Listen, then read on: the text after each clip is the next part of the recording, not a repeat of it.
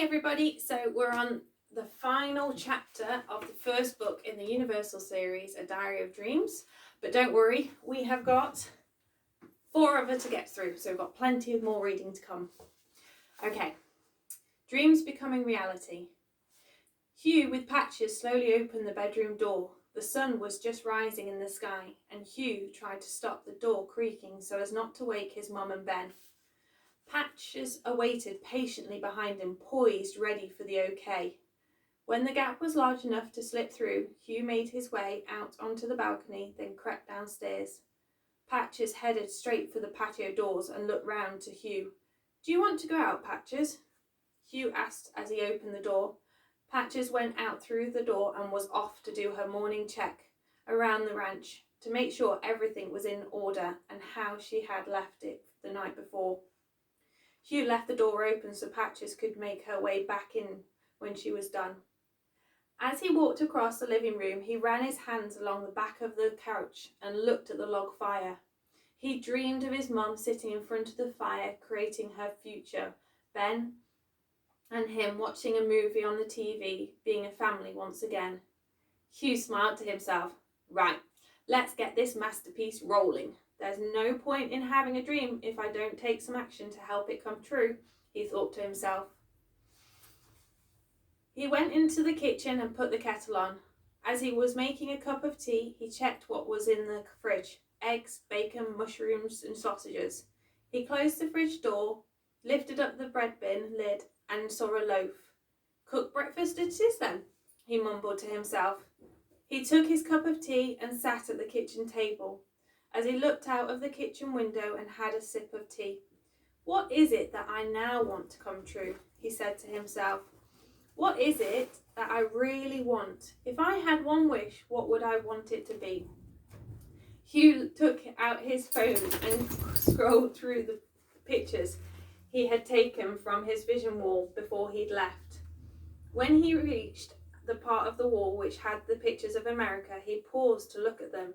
There was a picture of the flag, the country fair and rodeo, a young boy roping, him and his mum hugging, and then a picture of him riding a horse with a herd of cattle. There was one dream left to come true, yet they had many weeks left in America. My dream wasn't big enough, Hugh thought. I need to have... He fetched his diary and sat back down at the table. "Dear Dan, the diary, I have nearly completed all the things I wish to do on our trip in America, so I want to add some more. To ride Firefly and help Ben with the cattle, to be a roping champion, to go to Yellowstone with Mum, Ben, John, Sally and Aidan, to stay in a log cabin, to go fishing and to go on yet more adventures. I also want to be a family again like it was when Dad was alive, with Mum, Ben and me.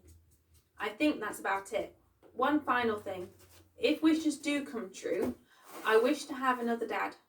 Mum has been doing a great job, but having a dad means I can do man things with him. The things Mum just doesn't get. Hugh." Hugh closed the diary and looked back out of the window. "If you don't ask, then you don't get. I know these things will come true as well, with perfect timing." He felt a dog's head on his lap. Patches had returned from her rounds. "Shall we get started?" He smiled cheekily at Patches. Patches barked in response and sat down by Hugh's side, awaiting the next order. Hugh got up from his chair and made his way to the kitchen to start cooking breakfast. Patches was glued to his side, ready to hoover up any pieces of food that fell on the floor. Ben made his way downstairs, humming a song to himself. As he approached the kitchen, he saw the kitchen table all set out with plates, a jug of orange juice, and the bread cut into slices with the butter placed next to it. He then looked across to see Hugh standing at the stove watching the contents in the frying pan moving. Ben smiled, putting the coffee machine on. "Morning, Ben. Is Mum up yet?" "Breakfast is nearly ready." Ben glanced up at the balcony. "I think she's still asleep." Hugh frowned and made his way into the living room. "Mum! Mum! Mum! Quick!" he screamed urgently. Ali came darting out of her room and looked over the balcony and down into the living room where Hugh was standing. "What's wrong?" she said breathlessly as the adrenaline was flowing with vengeance around her body. "Breakfast is ready. Hugh smiled sweetly. Ali looked at him. You could have just come up and told me, instead of yelping and frightening me, Ali said angrily and disappeared into her room. Hugh headed back to the kitchen where Ben was drinking his coffee. Hugh looked at him. You had better go and tame the wild mustang, he said before going back to his cooking. Ben smiled, made a cup of tea and headed upstairs. As he approached Ali's room, he heard her muttering to herself. He tapped lightly on the door and pushed it open. Ali spun round quickly, ready to give Hugh a piece of her mind. She stopped suddenly. Oh, it's you, she said, and carried on getting ready. Ben walked across the room and put down the cup of tea. He made his way across to Ali and took her in her arms. Morning, Miss Ali, he said, kissing her on the cheeks, then moving to her lips. Ali's arm slid around his waist as she said, Morning, mister, between kisses. Ben began to melt away every bad feeling and thought she had experienced so far that morning. It's a beautiful day. I'm in the company of a beautiful girl, and we have had our breakfast cooked for us by a wonderful boy. What a perfect day, Ben exclaimed, looking into Ali's eyes. He scooped her up, causing Ali to giggle, and carried her to the kitchen where Hugh was just finishing serving up the breakfast. I caught me a wild one, Ben exclaimed, putting Ali down. Good luck taming that one, Hugh said sarcastically. Hey you, less of the cheek, Ali said, sitting at the table. Wow, Hugh, you have definitely outdone yourself this time. Thank you, monkey, Ali said, proud of her son. Tuck in before it gets cold then, Hugh said, putting a piece of bacon on the floor for Patches and joining Ali and Ben at the table. Ben leant back in his chair to let his food digest as Ali began to collect the empty plates and load up the dishwasher. What are your plans today? Ali asked Hugh and Ben. Hugh looked at Ben, hoping his response was to go and work the cattle. Well, I've got to go and do some fencing today up on the hill, ready to move the cattle into the new pasture at the end of the week. He looked at Hugh. Do you want to come? Hugh looked out of the window, disappointed. It wasn't quite what he had in mind, but it might be fun, he thought. Sure, Hugh said, leaving the table and making his way upstairs to clean his teeth. Ali looked at Ben with a sympathetic smile.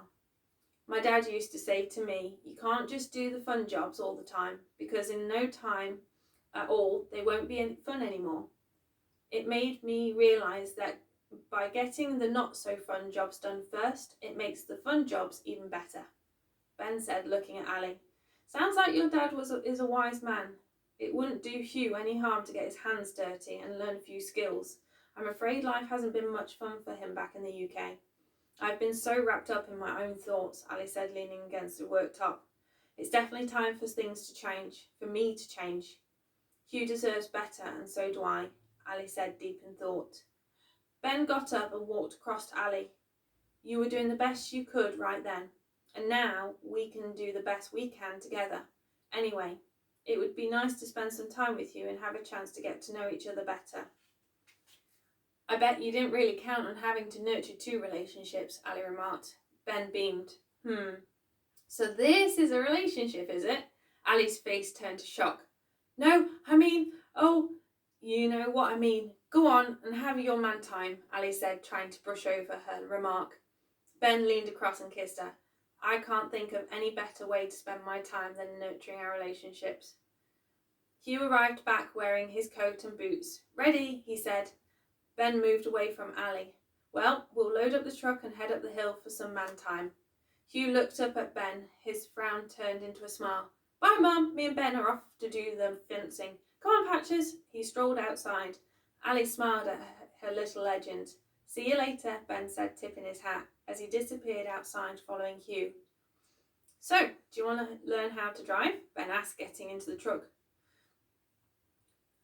I'm too young and my feet don't reach the pedals, Hugh laughed. Well, how about you steer and I do the pedals? Ben compromised, as he remembered when he was young how his dad had done the same. All right then, Hugh said, climbing onto Ben's lap. As the truck began to roll forward, Hugh began to turn the steering wheel towards the gate that led to the pasture. As they reached the gate, Ali came up to the side of the truck. She looked into the cab and saw Hugh behind this wheel. Hey, monkey, she pointed. Floor it, Ben, before Mum stops us, Hugh shouted with excitement. Ben revved the engine and they went through the gate at top speed, waving at Ali. As they reached the top of the hill, Hugh noticed the fence wire was broken and wooden posts were laying on the ground. "We'll park the truck just on that flat area up there," Ben said, pointing ahead of them. Hugh steered the truck, and as they reached the spot, Ben put it into park and turned off the engine. He opened the door and Hugh jumped out with Ben following. They made their way round to the back of the truck and pulled out a tool bag. Hugh got a reel of wire and a sledgehammer out, and they made their way over to where the fence was broken. Hugh began to stand the fence posts up in their proper position. Ben picked up the sledgehammer. "Stand back, Hugh," as Ben took hold of the post and began to knock it back into the ground. Hugh moved across to the next post, and they worked their way along the fence line. As Ben was knocking in the last of the posts, Hugh went to get the new wire. Together they put new strands of wire across as the sun moved across the sky. Ben finished putting the last bit of wire. "Good job," Hugh said, high-fiving Ben. "Thanks for your help, little man. I would have been up here all day doing this if I hadn't had to do it on my own," Ben replied. They loaded the tools into the back of the pickup. As Hugh was climbing into the driver's seat, Ben called out, "Hang on, there's something I want to show you." He motioned for Hugh to follow him. Hugh closed the truck door and followed Ben up the hill with Patches by his side. Ben stopped and waited for Hugh to catch up with him. Hugh followed Ben's gaze, and there in front of the valley was a valley that went all the way to the horizon, scattered with small forests, green grass, and a small river running through the bottom. As the sun shone on the land, it gleamed with life, and the river sparkled.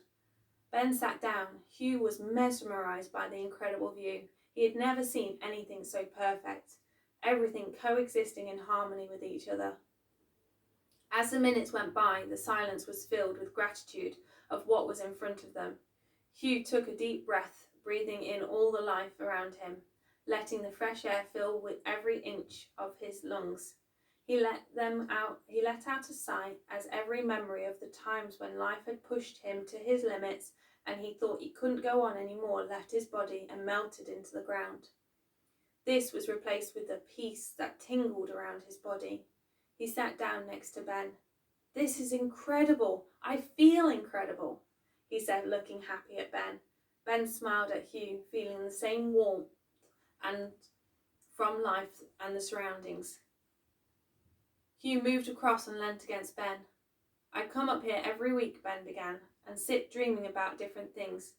This is where I saw myself winning the championships, and where I run through business deals and conversation I have yet to have, and a love I was yet to experience." Hugh looked up at Ben. Did you know you were going to meet me and Mum?" "I had an inkling. See down there?" Ben pointed to a small wood next to the river edge.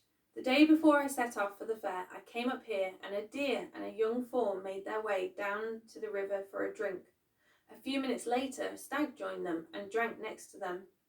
Then they all made their way into the woods, and as I watched them, my body filled with a feeling of happiness and love, nothing like I'd ever felt before. My granddad used to tell me stories of nature's omens, clues Mother Nature's gives us that our wishes are coming true." Ben continued. Hugh listened intently. "And then, when I met you and Bill, I knew that you were the young fawn. When I saw your mum dancing for the first time, I got a flashback of the scene of the deer and the stag drinking together by the water's edge." Hugh didn't know which question to start with. "So, are you telling me that life leaves clues? And how do you know if it is a clue? And Hugh couldn't get any more words out of his mouth, as his mind was trying to comprehend what he had just heard. Ben smiled. "Yes, life leaves clues. When you make a wish or have a desire, and if you spot something that seems to stand out or relates to that wish or desire, then you know that life is doing what it can to make it come true. And you know it's true because of that gut feeling you have. My granddad brought me to this very spot, and this is where I found about nature's omens. I am so grateful for you coming to my ranch and circling it on your map, so I could pass this knowledge on to you," Ben finished, looking back over the valley.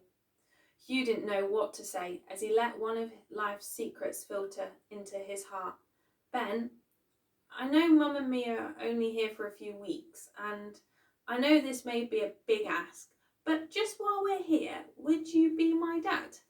Because I know my real dad brought us to you, and you are just as much of a dad to me as he was, but in cowboy boots and a cowboy hat instead. Ben's eyes sparkled as his eyes filled up with tears of happiness. I would be honoured, he said as he hugged Hugh. Hugh was sitting leaning against Ben's chest. As they sat in silence looking out over the valley, Ben came. Can we make a wish together and see if life leaves any clues? Hugh asked, breaking the silence. What do you have in mind? Ben asked, looking at Hugh. That me and Mum stay where our new home is and begin a new life together as a new family. Hugh looked up at Ben. Would you like your new home to be here with me at the ranch? Ben asked. Hugh's eyes sparkled with excitement. Yes, this is home. Well then, we shall have to wait and see if the clues present themselves, Ben said. He looked up at the sky as dusk was beginning to descend. We had better head back to your mum, as she will be wondering where we are, Ben said. Hugh got up and Ben followed him. Hugh reached across and took hold of Ben's hand. Thank you for showing me the valley and sharing me the things your granddad shared with you. Oh, there's lots more of that. My granddad had lots of stories. Thank you for following your gut feeling and bringing us all together, Ben said as they reached the truck. Ben got in first and Hugh climbed into position behind the steering wheel. As the truck made its way down the hill, Hugh moved the steering wheel left and right to dodge the rocks. Ben slowed the truck down as they reached the gate. As they got closer, they saw a robin sitting on the gate. Hugh's head spun round. Do you see the robin? He exclaimed. Ben brought the truck to a halt in front of the gate as they both watched the robin fly off.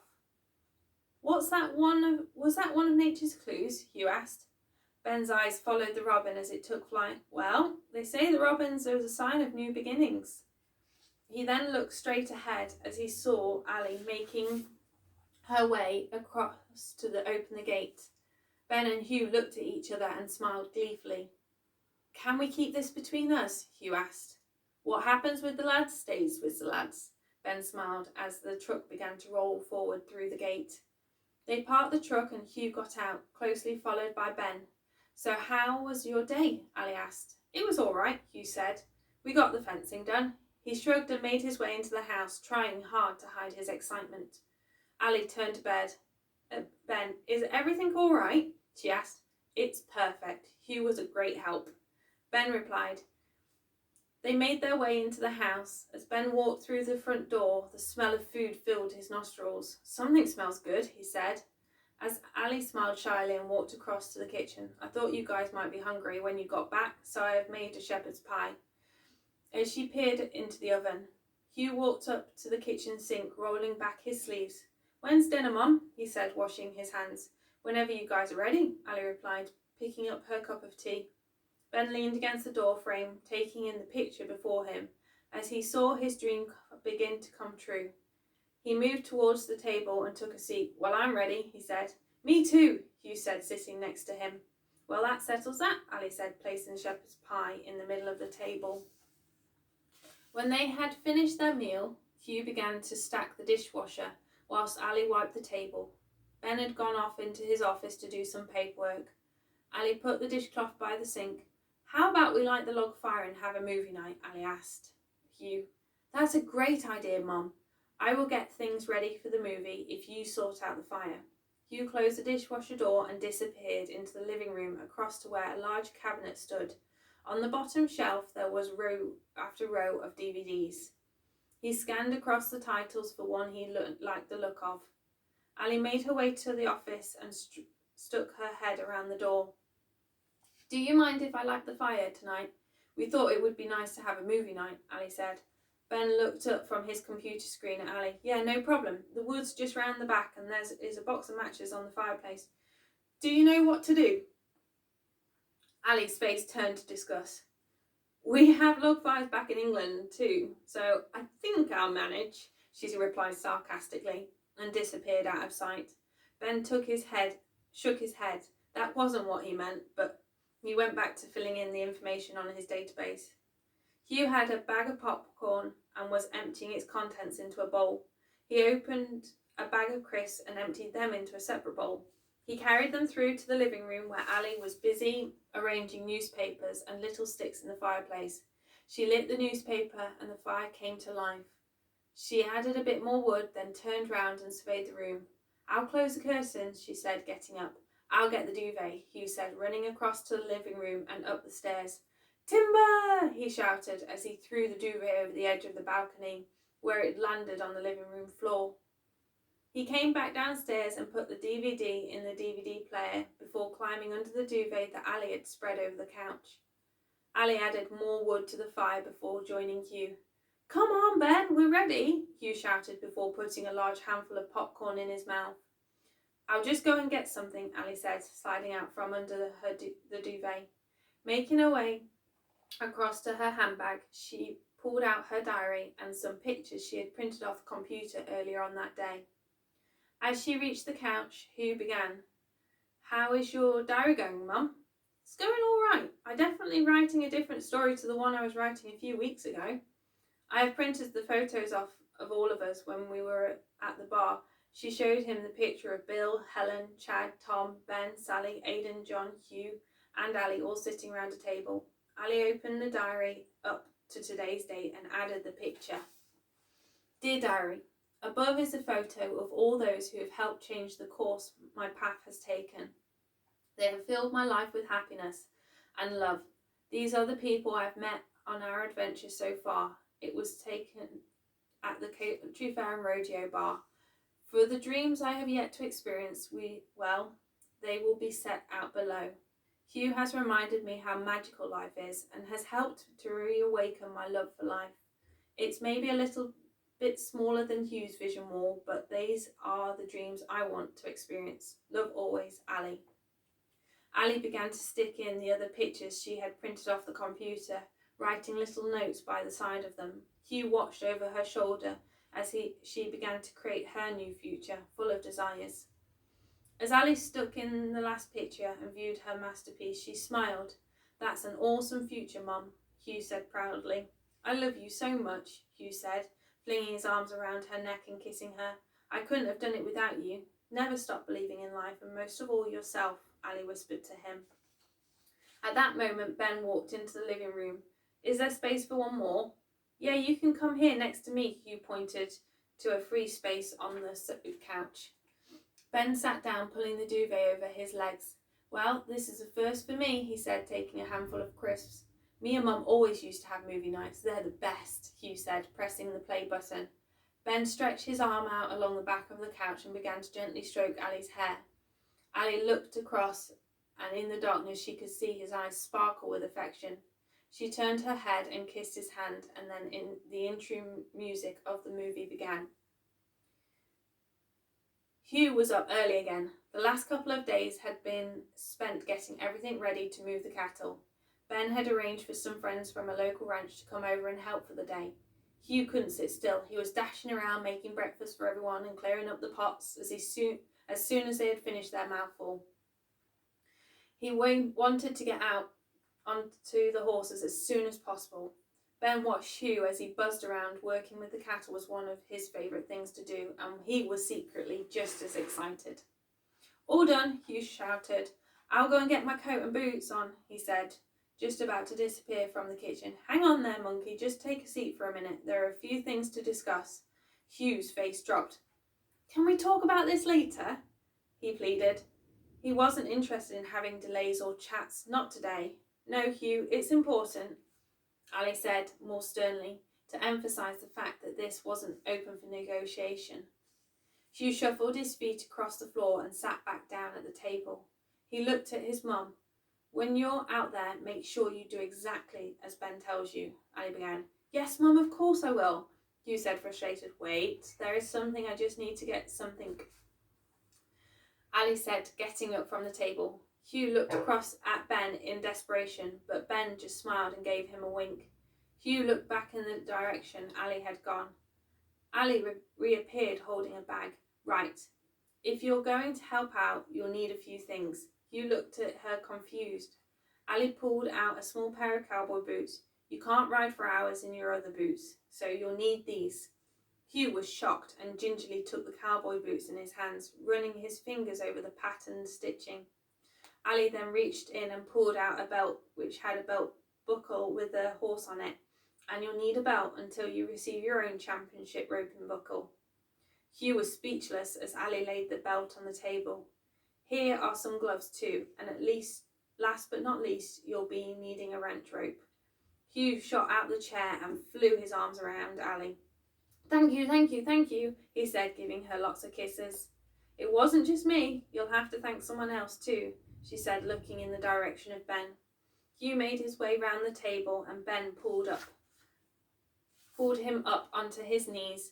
Hugh wrapped his arms around Ben's neck. Thanks, Dad, he whispered. Any time, son, Ben replied, pulling him in closer. Hugh climbed down and walked over to where his gifts were laying on the table. He took hold of the belt and threaded it through the top of his jeans and then pulled on his cowboy boots. Ben disappeared to get his boots and hats on. Hugh then got his gloves and put one in each pocket of his coat. Finally, he took hold of the rope and stepped back so that Ali could survey her young man ready for the ranch. Ben returned to the kitchen. Ready, Hugh said eagerly. Ben brought a hat round from behind his back and placed it on Hugh's head. Now you're ready for the ranch. Hugh beamed and gave Ali and Ben another hug. Right, can you go and tack her up? Ben asked, looking at Hugh. Seriously, Hugh said in disbelief. Yes, if you're quick, Ben smiled. Hugh ran out the front door and across to the barn. Ali got up from the table and walked across to Ben, taking him in her arms. Thank you for everything, she said. Ben leaned in and kissed her. Have a great day, Miss Ali. Ali chuckled. How could today be anything less than perfect? I've got you, haven't I? Ben gave her one last kiss and headed outside. As he reached the barn, Hugh was already carrying Firefly's tack over to her stall. Ben followed him, and as Hugh was putting on her bridle, Ben lifted on her saddle and cinched her up. Ben then walked to the tack room to get his horse tack. On his return, he heard Hugh talking to Firefly, telling her about the new things he had been given, how he couldn't wait to spend all day with her, and about fixing the fence. Firefly stood still listening to his every word.